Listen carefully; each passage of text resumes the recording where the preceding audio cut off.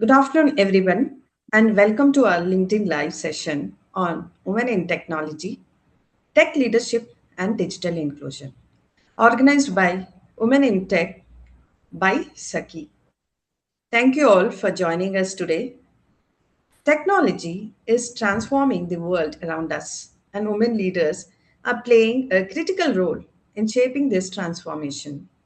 Today's conversation brings together inspiring leaders who are driving innovation, building inclusive teams, and paving the way for the next generation of women in technology. I'm delighted to host this session and introduce our wonderful speakers. Let me introduce our moderator for today's discussion, Poonam Sharma. She is a digital project manager who works with founders and small businesses across US and UK to manage digital marketing, web and automation projects with remote teams. She specializes in project coordination, AI enabled workflows, and customer experience operations through her venture, Spinning Remote CX Studio. Poonam is passionate about using technology and practical systems to help teams work smarter and deliver consistent results.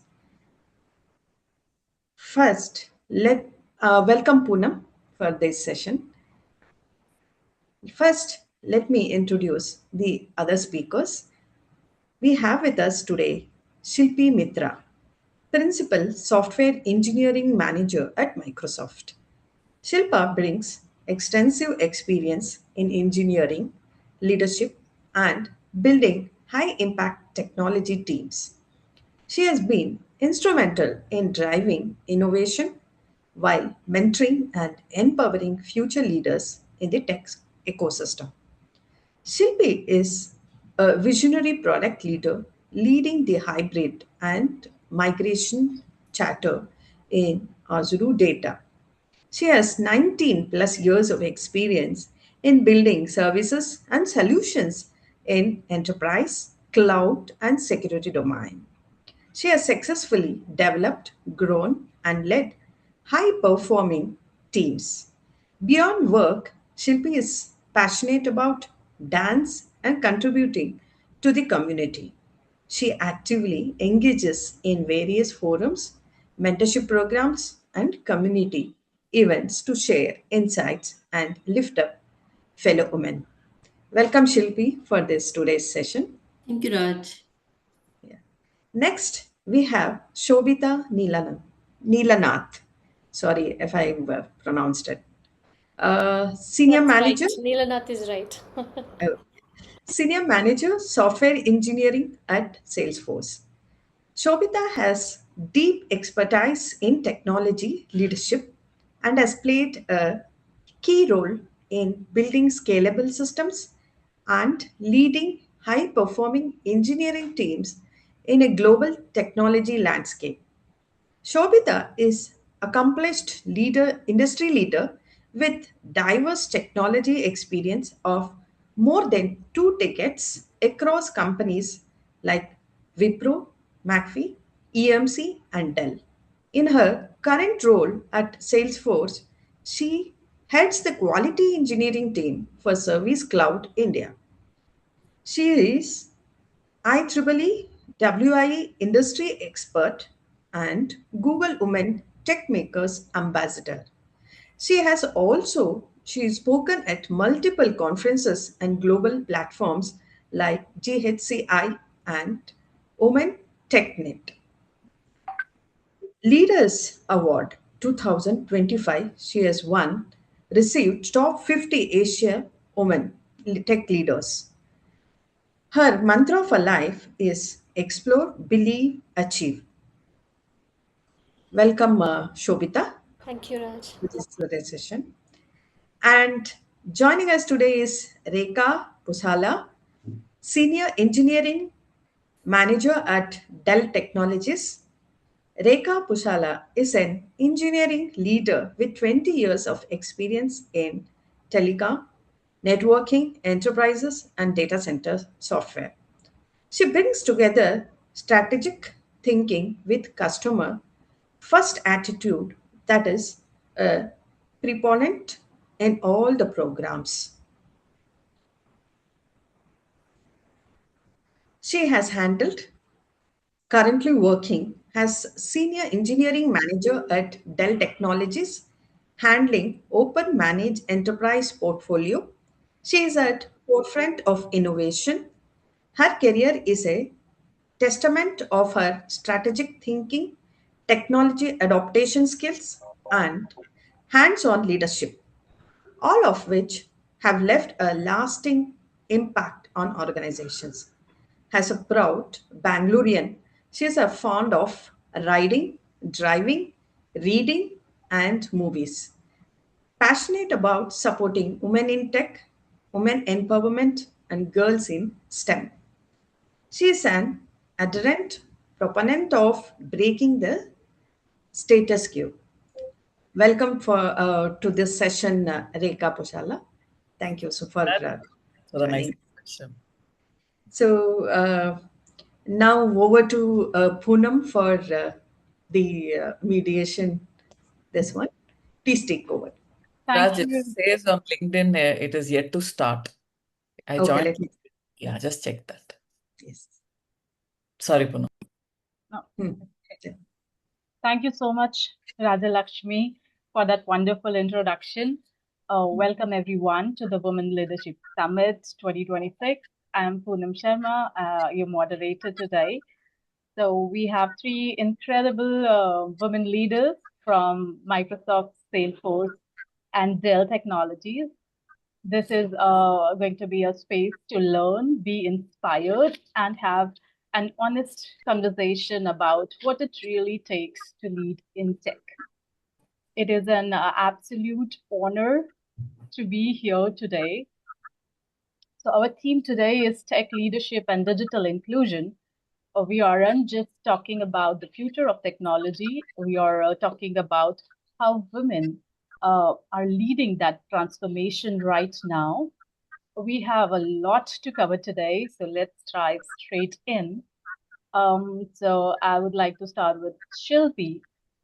You have had an incredible career. Can you briefly share your journey and what tech leadership actually looks like to you today in today's rapidly evolving world? Thank you, Poonam. Thank you for this introduction and the great question.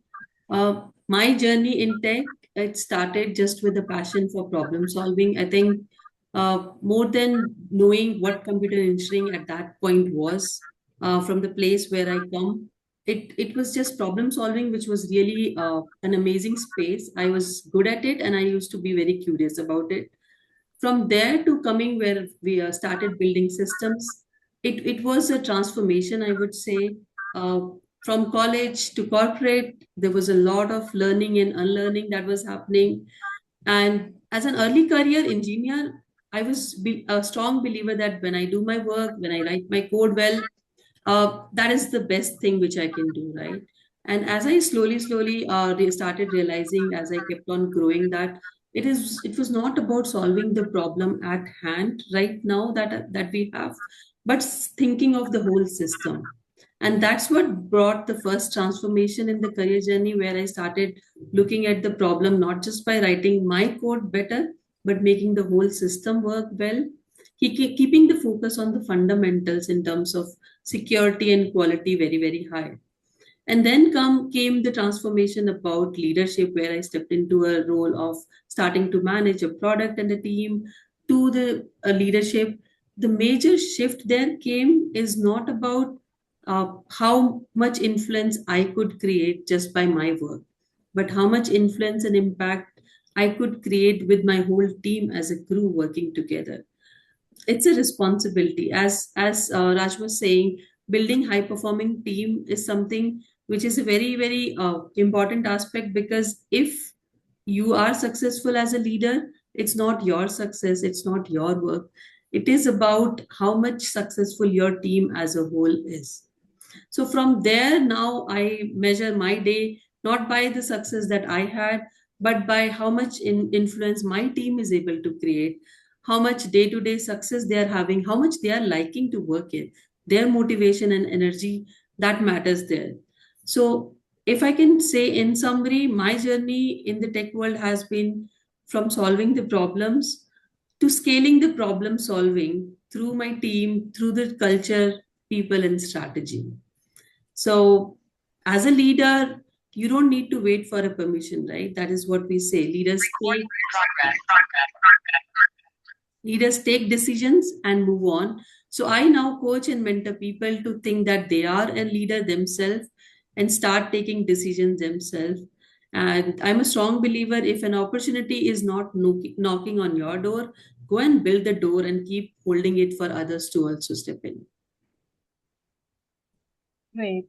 Thank you. That was so insightful. Shobhita, adding on to that, I would like to know what was that one specific instance that shifted your trajectory and shaped you into the leader that you're today? Yeah, thank you for the question, Poonam.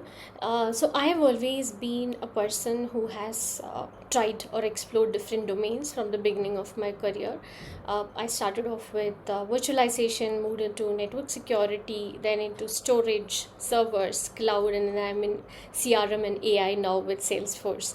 So every time a shift happens, of course, it has not been easy because of new domains, new technology, and new platforms that I had to ramp up on and deliver. But one key shift that I can say which happened was my shift to the leadership or a people leadership role specifically.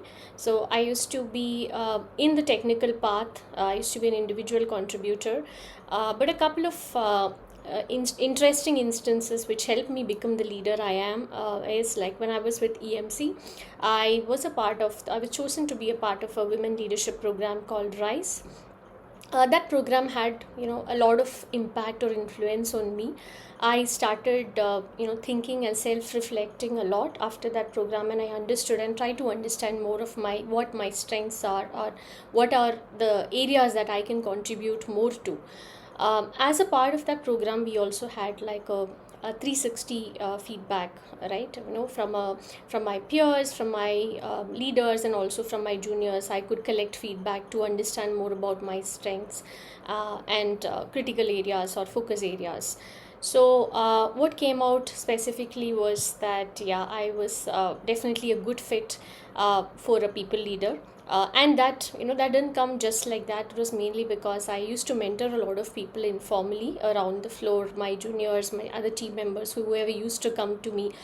Though probably I would never call it as mentorship at that point of time. It was just casual conversation, so trying to just support people who came to me with their questions or challenges. So those are the things which really stood out, and I stood out in that 360 feedback, and kind of put me or propel me into a leadership role. So the transition from an individual contributor to a people leader was again not easy. Though I thought that okay, we do have good feedback and people do expect me to be a good leader, so it didn't come so easy to me.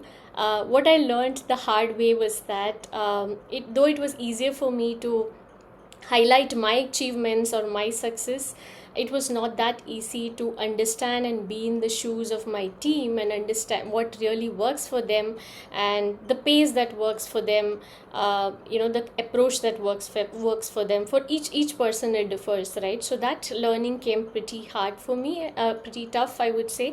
I started off a little in an aggressive mode, expecting other people to be at the same pace that I am.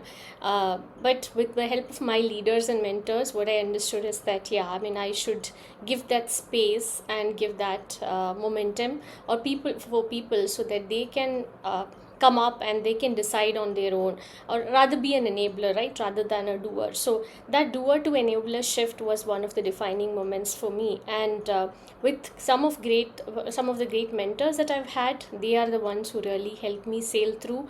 And right now, even with my recent shift with Salesforce, I started off with a smaller team, which was in Bangalore last year, and there was a sudden shift again, wherein one of my peers had to move out to another org.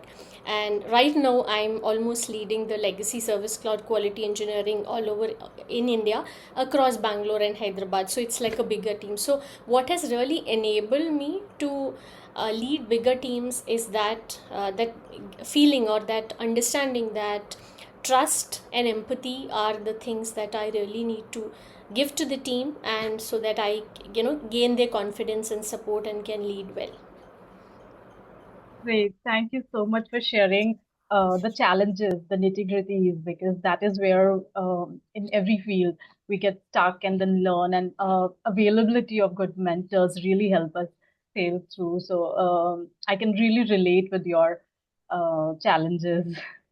Thank you. So, Rekha, I would like to know from you, as you look at your path, what was that initial spark or inspiration that led you into a career in technology? Thanks for the question. Yeah, career in technology came natural, right? You do your engineering and then look for a software switch. That came natural. But the switch moment was when I was into networking, telco, and things, right? So if you see networking, it's all about connecting people. If you look at any network, whether it being a voice network or a data network, right, it is connecting people. So the switch moment came as like when we are having so many machines to kind of connect people all over, what is that thing that connects us with each other, right? So looking at, I'm going to bring some network and economics things to my journey. So even in economics, if you see, there's something called Metcalfe's theory. So the more people you connect with, the more the network effects are going to enhance, right? So if you see the way networks grow and if you see the way people grow, if you draw parallels towards that, you'll understand how there are some regions where networks actually grow and there are some organizations where networks actually grow and some don't. If you look at the success of the organizations and if you look at why some organizations fail, right? Like Motorola is a classic example. All of us used to look through like Motorola as a tech giant, Nokia as a tech giant. But if you see how some things flourish and some things do not flourish, there is a clear path of network theory there. That is what kind of helped me grow, right? So if you look at like what is it that I am seeking next? That should be the next node I move into. And what is it that I have traversed? What path it is taking, right? So it's kind of more economic and network theory for me, where I've jumped and tried to understand systems. Great.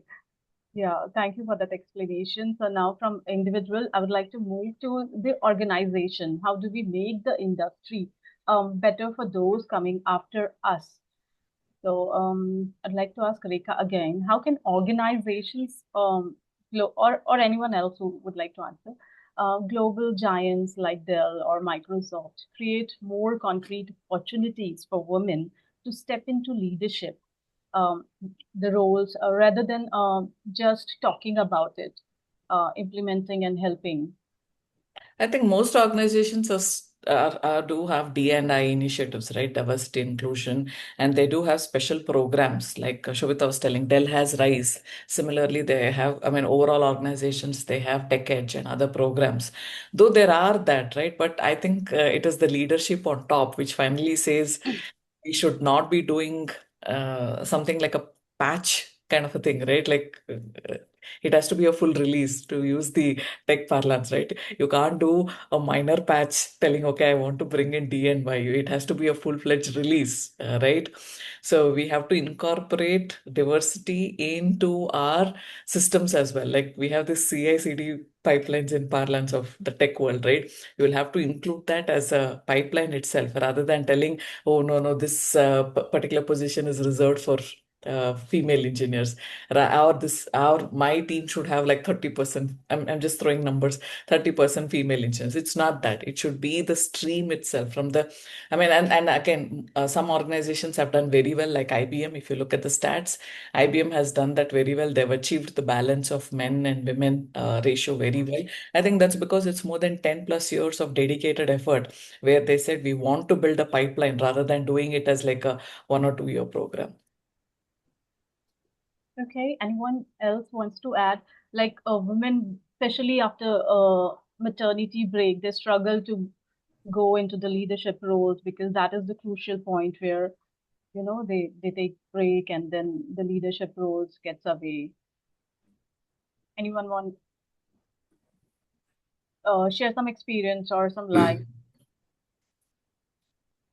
So, Poonam, your question is about maternity about the break. breaks? Yeah, when they come back, there are many organizations, they have programs, but still women struggle to be in the top leadership roles. So, I have myself taken a maternity break. So, let me tell you my story, and I think that would answer your question. Maternity break, more than the industry, it is us ourselves, our confidence is what goes down. We get so engrossed, at least I can talk about me. Like, I was so engrossed in looking after my baby, and I was happily doing it so much that I forgot for some time that I wanted to go back to the work. By then, when I wanted to go back, more than the industry's readiness, yes, industry has some had some hiccups at that time, but I myself was not confident. I started feeling that industry has moved on. There is so much of tech stack that has changed, and which is evolving today also, right? If someone goes on a break for a year, the tech stack would have changed by then. But I took it on me that okay, I have the industry is moved on. I have not worked in last 1.5 year. What will I do? What helped at that point was my friends and family who stepped in to build that confidence back to me. And in fact, it was my ex-manager who just called me and he's like, okay, this is an opportunity with XYZ organization, apply for it. And I told him that I do not even have my resume ready because I was happily working with my organization for 5+ years. I never thought of making a resume. So my resume was like my campus resume was what I had with me. And he's like, okay, by tonight, you prepare your resume. I will help you refine. And then he helped me apply there. And guess what? Because he showed that confidence in me, I was able to crack all 8 rounds of interviews which happened at that point. 8 round as an internship, which was being offered, sounded too much. So then that gave me further confidence. Why don't I try the direct FTE rules? Now, this is a story of what personal attention or care women who have taken a break, and nowadays even men are taking break very openly, right? So anyone who has taken a break, first of all, they need is a support system to start believing in them and continue to believe in them, have that confidence. Along with that, what organizations are doing is there have been multiple programs that are being run by various organizations, and I've myself been part of VMware Nakshatra program. What difference those programs make is they give an early easy comeback. So people who may not want to full-fledged take a full FTE role, or like not having confidence or not having bandwidth, it makes it easy for them to come back. So those programs help in that way. From there on, I think what would help anybody who's looking to come back is don't just keep working on what you are assigned. Keep expanding your sphere of influence. Keep expanding. Find mentors. Find sponsors. And leadership roles will eventually come to you when you're ready. Thank you. Uh, Shobhita, my next question is to you. What specific qualities do you believe um, make a truly great technology leader in today's time, 2026?